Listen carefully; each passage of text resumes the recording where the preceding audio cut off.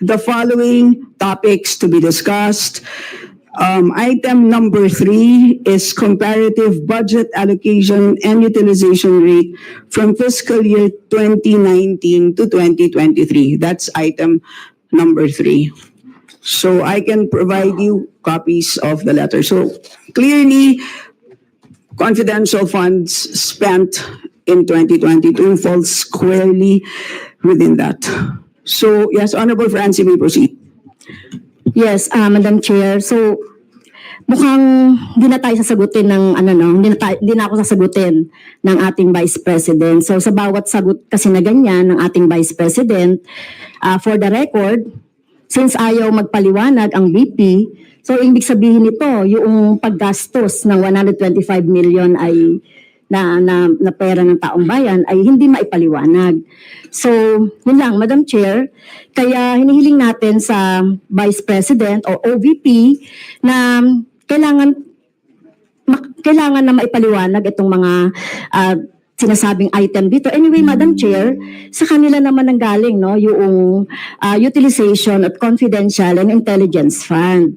And of course, ito lang naman ang hawak ko din dito, yung notice of disallowance. Kaya thank you for the approved during our first hearing relating to the budget. The opportunity. That's in Tondo, Manila. Department of po ay magsasabi din po ng aming mga katanungan. So with that, the Deputy Minority Leader, Madam Chair, Castro, may now proceed. With all due respect, I will not Madam Chair. repeat my question every time, my answer every time there is a question.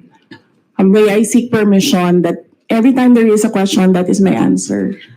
Madam Chair, I will call you and you can do as ng mga purchases. So reward payment of 10 million, payment of rewards, various goods, 34.857 million, payment of rewards, medicines, 24.93 million, tables, chairs, desks, computer and printers, 3.5 million. So, ang question, Madam Chair, so yung letter A, B, and C, so nakita naman natin nandoon yung sa joint circular. How about yung ito, no? How about yung mga tables, chairs, desktop, computer? So, pwede bang maipaliwanag kung bakit ito pinurchase, Madam Chair? Madam Vice President. Madam Chair, I still request for the rules of the budget hearings. Okay, gusto mo sagutin ko, ma'am. Yes, Madam. This is a hearing of the budget of 2025. Nasaan dito ang confidential funds? Yung tanong niya, Madam confidential Chair. funds. Nasaan dito? Honorable Madam Chair, Franz, you may ito proceed. yung continuing, continuing questions pa natin noong 2024, during the last budgets. Hindi na ipaliwanag itong 125 million na alam naman natin na wala ito sa budget ng 2022. So, ito, Madam Chair, sa rule naman natin, lahat dito tinatanong no?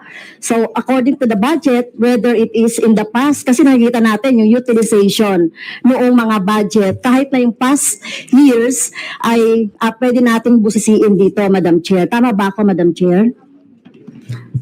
I will agree with you, the Honorable Franz Castro. You may proceed, Yes, Madam ma'am. Vice Yun President. yung sagot ko, ma'am. Nasaan ang topic natin dito at ang pinasubmit ninyo sa amin is the budget proposal of 2025. Where in the budget proposal of 2025 is the item confidential funds. Sa in aid of legislation nga ninyo, nakalagay nga doon sa rules ninyo, diba? The discussion should be germane to the topic. The topic is a 2025 budget proposal. Now tell me, Madam Where Vice is the President, the Honorable Franz confidential Castro funds? has already provided a sufficient explanation for why she asked the question. So please proceed with your answer. Madam Chair, It's a very why simple are we discussing the budget of 2023 and 2024? Honorable Franz Castro. So kung ayaw niya sagutin, Madam Chair, so let me go through na lang with my question kasi related naman ito. Remember, Madam Chair, question natin ito noong last year at yung 125 million na ito ay hindi ito maipaliwanag, no? Dahil nga confidential no? Nagtago sa word na confidential. At ngayon, kailangan nating maipaliwanag at it is in the interest of the people. Yung 125 million na ito, Madam Chair, kaya kailangan ito na mabusisi at kailangan ito maipaliwanag ng OVP. Kaya hindi tayo pwedeng questionin ng mga rules, questionin ng mga topic, etc. Dahil related din naman talaga ito sa budget, Madam Chair. Madam Chair. Yes, you may proceed. I request that the chairperson of the Finance Committee preside over this hearing.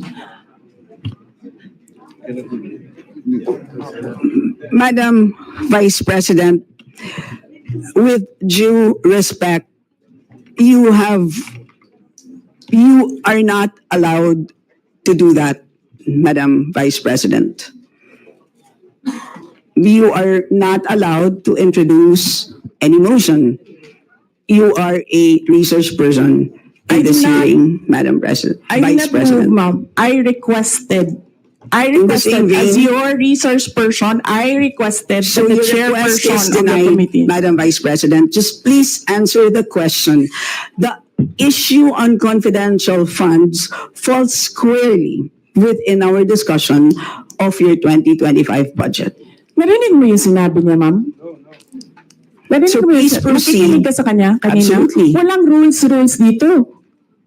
Please proceed and answer the question. It's a very simple question. Di ba?